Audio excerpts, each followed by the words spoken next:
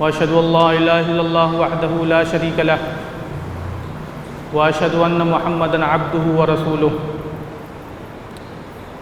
أما بعد فإن أصدق الحديث كتاب الله وخير الهدي هدي محمد صلى الله عليه وسلم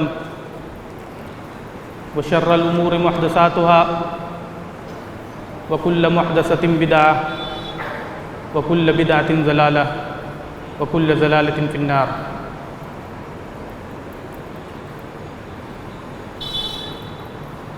فعن أبي هريرة رضي الله تعالى عنه أن النبي صلى الله عليه وسلم قال: فوالذي نفسي بيده لا يؤمن أحدكم حتى أكون أحب إليه من والده وولده. رواه البخاري. وعن أنس رضي الله تعالى عنه قال: قال النبي صلى الله عليه وسلم: لا يؤمن أحدكم حتى أكون أحب إليه من والده وولده والناس أجمعين. متفق علیہ. برادران اسلام، آج ربیع الاول کی پہلی تاریخ ہے. ربیع الاول کا مہینہ جب آتا ہے تو خاص طور سے اللہ کے رسول صلی اللہ علیہ وسلم کا تذکرہ ہوتا ہے، آپ کا ذکر ہوتا ہے، آپ کا چرچا ہوتا ہے، آپ کے اخلاق و کردار کا اور آپ کی سیرت کا جا بجا تذکرہ ہوتا ہے. سیرت نبوی کے جلسے بھی منعقد ہوتے ہیں، اور اب سوشل میڈیا کے زمانے میں اس پلیٹ فارم کو استعمال کرتے ہوئے بھی لوگ سیرت نبوی کے مختلف پہلوؤں کو اجاگر کرتے ہیں اور دنیا کے سامنے لے کر آتے ہیں. اس لحاظ سے یہ ہمارے لیے ایک بہت اچھا موقع ہوتا ہے کہ ہم اللہ کے رسول صلی اللہ علیہ وسلم کا تعارف دنیا کے سامنے کرائیں، خود اپنے مسلمان بھائیوں کو یاد کرائیں، یاد دہانی کرائیں، آپ کی سیرت کا، آپ کے اوصاف حمیدہ کا، آپ کے اخلاق و کردار کا اور آپ کے مشن کا ہم تذکرہ کریں اور اپنے مسلمان بھائیوں کو بھی اس کی یاد دلائیں، یاد دہانی کرائیں کہ اللہ کے رسول صلی اللہ علیہ وسلم کس عظیم الشان مشن کو لے کر آئے تھے، اور آپ کی رحلت کے بعد اب اس مشن کی ذمہ داری ہمارے اوپر ہے. اس لحاظ سے یہ ربیع الاول کا مہینہ ہمارے لیے ایک سنہری موقع ہوتا ہے کہ ہم اس میں اللہ کے رسول صلی اللہ علیہ وسلم کا ذکر کریں اور آپ کی سیرت، آپ کی ذات، آپ کے اخلاق، آپ کے کردار، ان تمام پہلوؤں کو ہم دنیا کے سامنے لے کر آئیں. بحیثیت مسلمان ہمارے اندر اللہ کے رسول صلی اللہ علیہ وسلم کی ذات سے بے انتہا محبت ہوتی ہے، اور یہ محبت ایمان کی علامت اور ایمان کی نشانی بھی ہے. یہ محبت ایمان کا تقاضا بھی ہے. چنانچہ حضرت ابو ہریرہ رضی اللہ تعالیٰ عنہ فرماتے ہیں کہ اللہ کے رسول صلی اللہ علیہ وسلم نے فرمایا: قسم ہے اس ذات کی جس کے قبضہ قدرت میں میری جان ہے، تم میں کا کوئی شخص اس وقت تک مومن نہیں ہو سکتا جب تک کہ میں اس کے نزدیک اس کے والد سے اور اس کی اولاد سے زیادہ محبوب نہ ہو جاؤں. اور حضرت انس رضی اللہ تعالیٰ عنہ فرماتے ہیں کہ اللہ کے رسول صلی اللہ علیہ وسلم نے فرمایا: تم میں کا کوئی شخص اس وقت تک مومن نہیں ہو سکتا جب تک کہ میں اس کے نزدیک اس کے والدین، اس کی اولاد اور سارے انسانوں سے زیادہ محبوب نہ ہو جاؤں۔ اللہ کے رسول کی محبت یہ ایمان کا تقاضا بھی ہے اور ایمان کی نشانی اور ایمان کی علامت بھی ہے۔ قرآن مجید میں اللہ تعالیٰ نے مختلف انداز سے اللہ کے رسول کا ذکر کیا ہے، اللہ کے رسول کے حقوق کو یاد دلایا ہے۔ اللہ تعالیٰ کا ارشاد ہے، النبی اولیٰ بالمؤمنین من انفسہم، نبی کا حق اہل ایمان پر اس سے بھی زیادہ ہے جتنا ان کا اپنی ذات کا حق ہے۔ تو نبی کی محبت، اللہ کے رسول صلی اللہ علیہ وسلم سے عقیدت، یہ ہمارے ایمان کا تقاضا بھی ہے اور ایمان کی علامت بھی۔ لیکن ہمیں اپنی محبت کا جائزہ لینا چاہیے کہ ہمارے اندر شعور اور گہرائی ہے یا نہیں ہے۔ ہم اللہ کے رسول سے محبت کا دعویٰ کرتے ہیں، کیا ہم محبت کے تقاضوں کو سمجھتے ہیں؟ کیا ہماری محبت کے اندر شعور اور گہرائی اور گہرائی ہے؟ گہرائی کے ساتھ جائزہ لیا جائے تو یہ اندازہ ہوتا ہے کہ ہماری محبت کے اندر شعور کی کمی ہے، اس کے اندر گہرائی کی کمی ہے۔ اور کبھی کبھی ایسا ہوتا ہے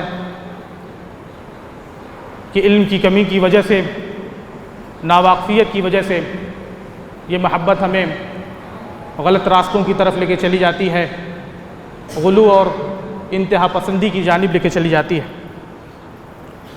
اس لیے ہمیں اپنی محبت کے اندر جوش پیدا کرنا چاہیے اور محبت کے جو تقاضے ہیں ان کو سمجھنا بھی چاہیے۔ سب سے پہلی بات تو یہ کہ اللہ کے رسول صلی اللہ علیہ وسلم کے سے ہمیں جو محبت ہے وہ کیوں ہے، اس سے کیا اسباب و محرکات ہیں، کیوں اللہ کے رسول سے ہمارے اندر محبت پائی جاتی ہے۔ تو اس کی سب سے پہلی وجہ تو یہ ہے کہ اللہ کے رسول صلی اللہ علیہ وسلم سے ہم محبت اس وجہ سے کرتے ہیں کہ ہمارے اندر اللہ سے محبت ہے، اور اللہ سے محبت کا یہ تقاضا ہے کہ ہم اللہ کے پیغمبر، اللہ کے رسول، اللہ کے بھیجے ہوئے قاصد سے بھی محبت کریں۔ اہل ایمان کے اندر سب سے زیادہ محبت اللہ کی ہوتی ہے۔ والذین آمنوا اشد حبا للہ، جو اہل ایمان ہوتے ہیں وہ سب سے بڑھ کر اللہ سے محبت کرتے ہیں، اور اللہ سے محبت کا یہ تقاضا ہے کہ ہم اس کے رسول اور اس کے قاصد سے بھی محبت کریں۔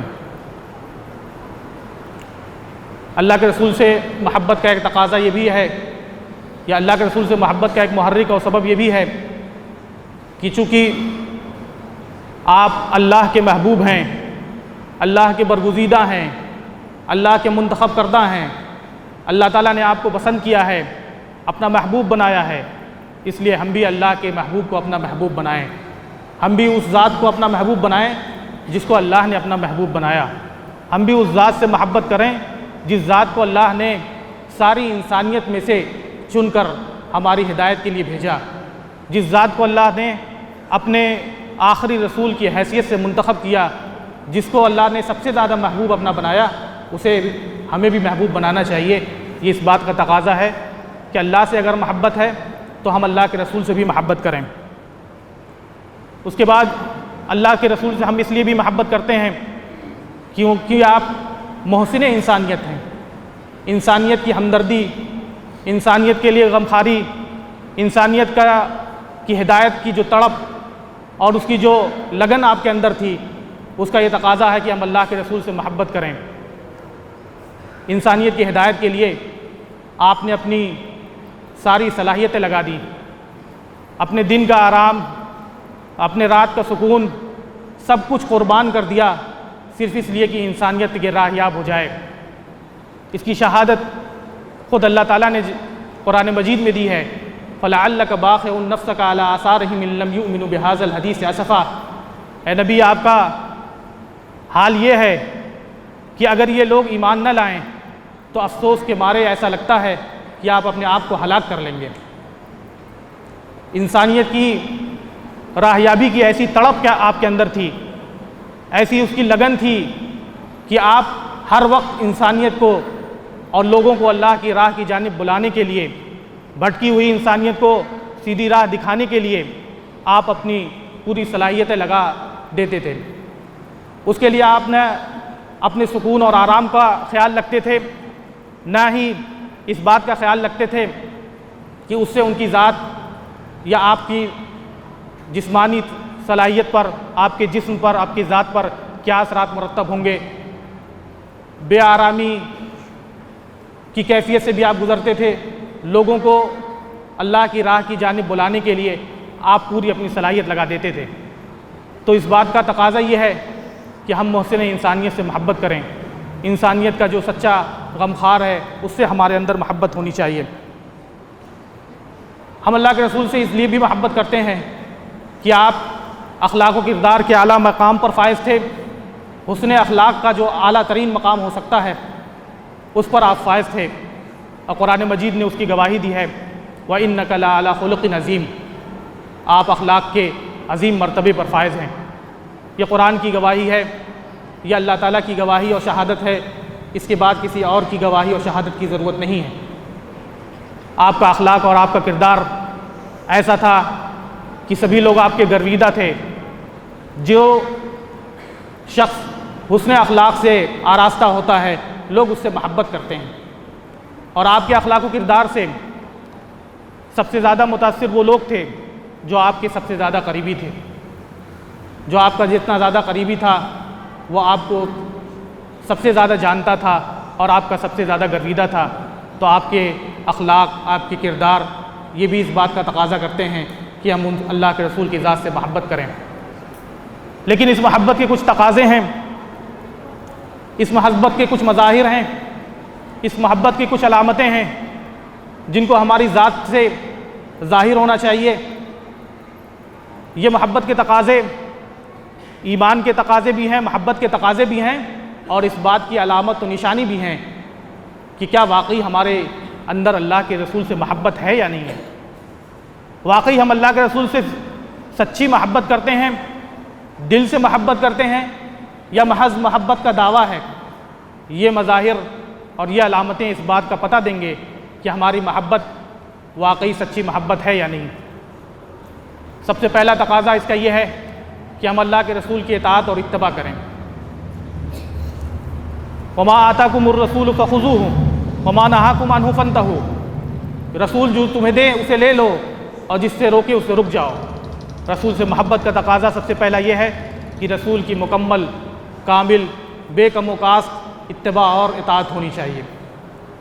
وما کان لمؤمن ولا مؤمنۃ اذا قضى اللہ ورسولہ امرا ان یکون لهم الخیرۃ من امرہم، کسی مومن مرد اور کسی مومن عورت کے لیے زیب نہیں دیتا کہ اللہ اور رسول کا فیصلہ ہو جائے تو پھر انہیں یہ اختیار ہو کہ وہ چاہے مانیں یا نہ مانیں۔ یہ کیسا ایمان ہے؟ تو ہمیں اللہ کے رسول صلی اللہ علیہ وسلم کی مکمل اطاعت کرنی چاہیے، آپ کے احکام کے سامنے اپنا سر تسلیم خم کر دینا چاہیے۔ ان اللہ و ملائکتہ یصلون علی النبی یا ایھا الذین آمنوا صلوا علیہ وسلموا تسلیما، اللہ اور اس کے فرشتے اللہ کے رسول پر درود بھیجتے ہیں، سلام بھیجتے ہیں۔ اے ایمان والو تم بھی ان پر درود بھیجو، وسلموا تسلیما، اور اپنا سر تسلیم خم کر دو، رسول کے آگے اپنا سر جھکا دو۔ رسول کا کوئی فیصلہ آ جائے، اللہ اس کے رسول کا کوئی حکم آ جائے تو اس کے سامنے اپنا سر جھکا دو۔ اس کے بعد کسی چیز کی تمہارے اندر تڑپ، کسی اور چیز کی تمہارے اندر جستجو نہ رہے، کسی اور چیز کی تمنا نہ رہے۔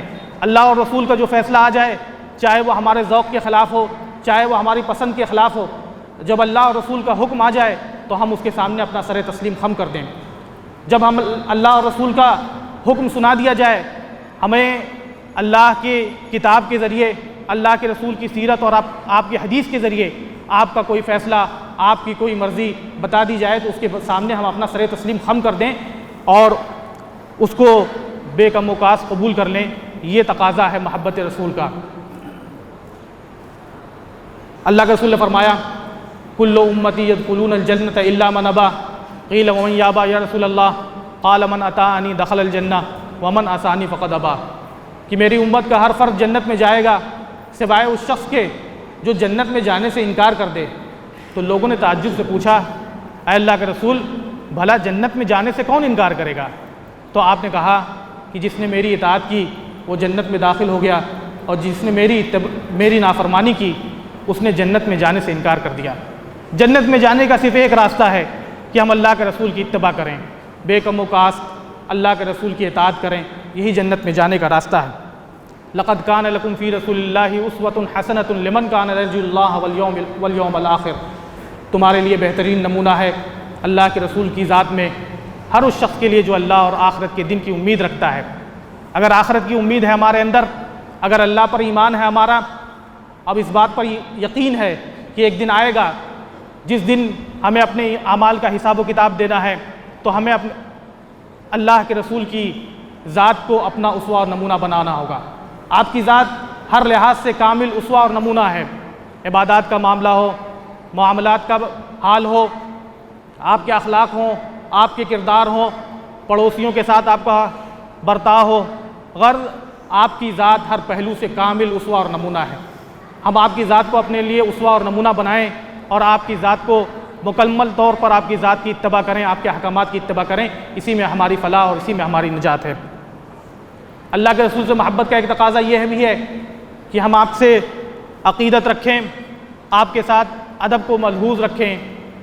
جب آپ زندہ تھے تو آپ کی مجلس کے بھی آداب تھے، آواز کو پست رکھا جائے، آپ کے حکم کے سامنے کوئی اور بات نہ کہی جائے، بے چوں چرا اس کو قبول کر لیا جائے۔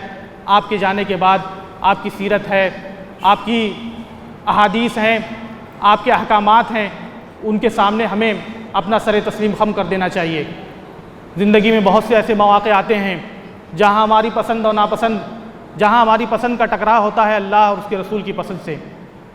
شادی بیاہ کا موقع ہے یا اور کوئی موقع ہے، لوگوں کے رسوم و رواج کا تقاضا کچھ اور ہے، لیکن اللہ اور اس کے رسول کی ذات کا کچھ اور حکم ہے۔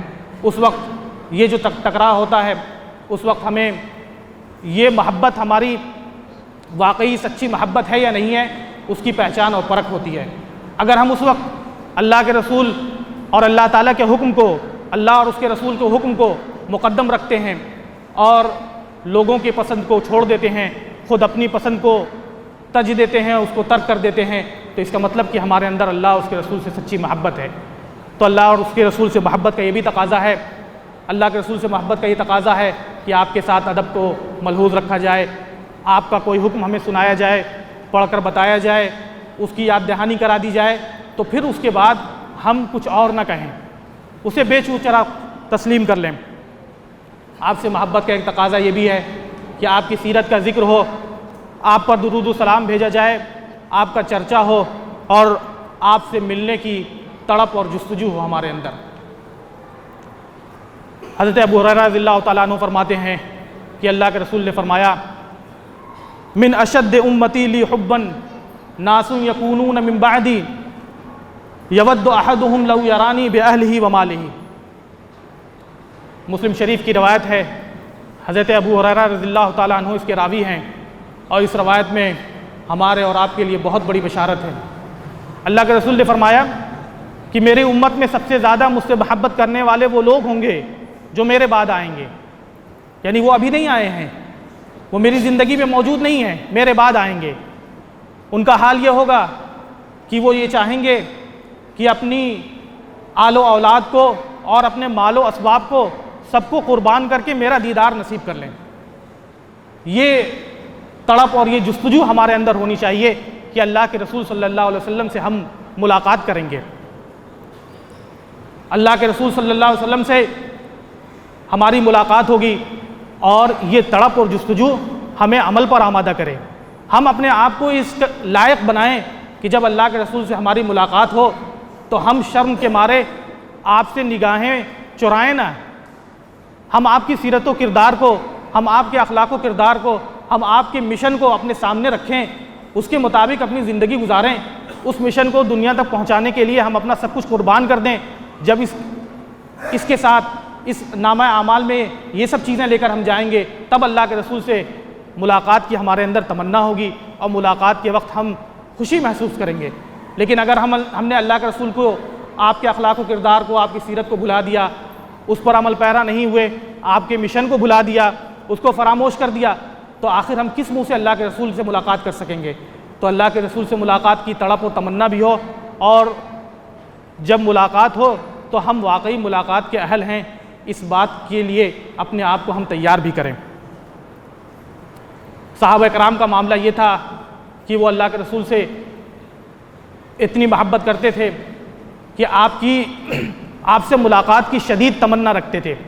حضرت بلال رضی اللہ تعالیٰ عنہ کی وفات کا جب وقت قریب آیا تو جاکنی کا وقت تھا، لوگوں کو، گھر والوں کو تشویش تھی، لیکن ان کی زبان پہ جو کلمات جاری تھے وہ یہ تھے کہ غدن نلقى الاحبہ محمدا وحزبہ، کل ہماری ملاقات محمد اور ان کے اصحاب سے ہوگی، کل ہم یہاں سے رخصت ہونے کے بعد اللہ کے رسول سے ملاقات کریں گے، صحابہ کرام سے ملاقات کریں گے۔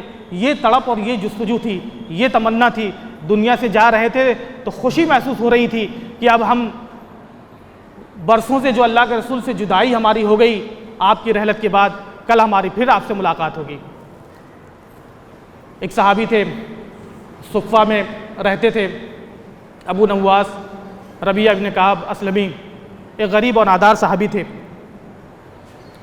اللہ کے رسول صلی اللہ علیہ وسلم کی خدمت کرتے تھے۔ آپ جب رات میں بیدار ہوتے تھے تو آپ کی وضو کا پانی لاتے تھے، آپ کی ضروریات کا انتظام کرتے تھے۔ ایک دن اللہ کے رسول نے کہا کہ ربیعہ، تم نے بڑی میری خدمت کی، مانگو، کیا مانگتے ہو؟ بڑا نازک موقع ہوتا ہے اس طرح کا، اور ہمیں اور آپ کو اپنی ذات کو اس مقام پر رکھ کے یہ سوچنا چاہیے کہ اگر سرور کائنات ہم سے یہ فرماتے کہ مانگو کیا مانگتے ہو تو ہم کیا مانگتے ہیں؟ وہ اللہ کے رسول کے تربیت یافتہ تھے، انہوں نے کیا مانگا؟ انہوں نے کہا اسألک مرافقتک فی الجنہ، اے اللہ کے رسول، جیسے دنیا میں آپ کی رفاقت نصیب ہے، میری یہ تمنا ہے کہ جنت میں بھی آپ کی رفاقت نصیب ہو۔ تو آپ نے فرمایا اب غیر ذالک، اس کے علاوہ کوئی اور تمنا ہے؟ تو انہوں نے کہا کہ تمنا اور آرزو تو بس یہی ہے، جنت میں بھی آپ کی رفاقت نصیب ہو جائے، وہاں بھی آپ کا ساتھ ہمیں حاصل ہو جائے، بس یہی تمنا ہے۔ تو آپ نے کہا فاعنی علی نفسک بکثرۃ السجود، تو آپ نے کہا کہ کثرت سجود کے ذریعے، کثرت عبادت کے ذریعے میری مدد کرو، میں بھی تمہارے لیے دعا کروں گا۔ تو صحابہ کرام کے اندر یہ تڑپ اور یہ جذبہ تھا کہ دنیا کے بعد آخرت میں بھی آپ کی رفاقت نصیب ہو۔ اللہ کے رسول سے ہم اگر محبت کریں تو اس کے کچھ ثمرات اور اس کے کچھ نتائج ہماری ذات پر اس دنیا میں بھی ظاہر ہوں گے اور آخرت میں بھی ظاہر ہوں گے۔ ان میں سے دو بہت ہی اہم ثمرات ہیں جن کا تذکرہ یہاں پر کرنا بہت مفید ہوگا، کیونکہ یہ چیزیں ہمارے اندر اللہ کے رسول کی محبت پیدا کرنے کا جذبہ پیدا کریں گی۔ اس میں سے ایک چیز یہ ہے کہ اس سے ہمارے اندر ایمان کی مٹھاس پیدا ہوگی۔ اللہ کے رسول نے فرمایا ثلاث من کن فیہ وجد بہن حلاوۃ الایمان، ان میں سے ایک یہ ہے کہ ان یکون اللہ ورسولہ احب الیہ مما سواہما، کہ تین چیزیں ایسی ہیں کہ اگر کسی کے اندر پیدا ہو جائیں تو اسے ایمان کی مٹھاس اور ایمان کی حلاوت اور شیرینی ملتی ہے۔ ان میں سے ایک آپ نے یہ فرمایا کہ اللہ اور اس کے رسول اس کے نزدیک ہر چیز سے زیادہ محبوب ہو جائیں۔ تو اللہ کے رسول کی اس سے اگر ہم محبت کریں گے، اللہ سے محبت کریں گے، تو ایمان کی مٹھاس، ایمان کی شیرینی، ایمان کی حلاوت، ایمان کی چاشنی ہمیں نصیب ہوگی۔ ایمان کے اندر بھی ایک شیرینی ہوتی ہے، جب ہمیں اللہ اور رسول سے زیادہ محبت ہوگی تو اس کو ہم محسوس کریں گے۔ اور ایک اور جو اس کا ثمرہ اور نتیجہ ظاہر ہوگا وہ یہ ہے کہ ہمیں اللہ کے رسول کی رفاقت نصیب ہوگی۔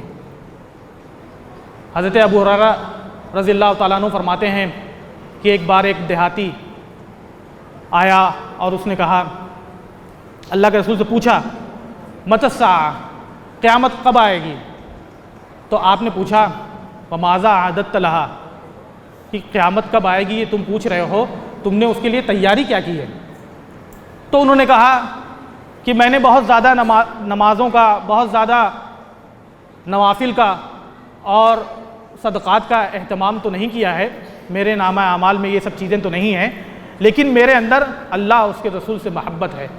تو آپ نے فرمایا المرء مع من احب، آدمی اس کے ساتھ ہوگا جس سے وہ محبت کرتا ہے۔ یہ بہت بڑی بشارت ہے۔